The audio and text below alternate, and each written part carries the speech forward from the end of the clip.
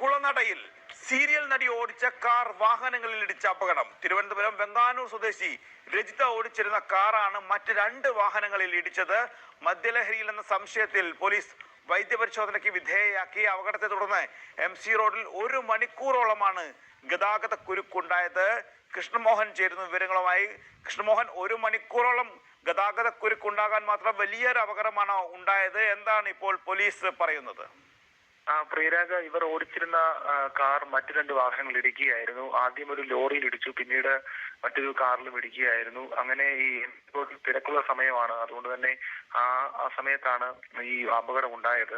അങ്ങനെ കാർക്കും കാര്യമായി പരിക്കില്ല, പക്ഷേ ഈ വാഹനങ്ങൾ റോഡിൽ ഏറെ നേരം കിടന്നതിനാലാണ് ഇത്തരത്തിൽ ഗതാഗത കുരുക്കുണ്ടായത്. ഇതിൽ ഇവർക്കൊപ്പം മറ്റൊരാളും ഉണ്ടായിരുന്നു. ഈ 2 പേരെ ഉടൻ തന്നെ പോലീസ് എത്തി ആശുപത്രിയിലേക്ക് കൊണ്ടുപോയി. പക്ഷെ കാര്യമായ പരിക്കൊന്നുമില്ല. വാഹനങ്ങൾക്ക് കേടുപാടുണ്ട്. അങ്ങനെ ഈ വാഹനം തട്ടിയ മറ്റു 2 വാഹന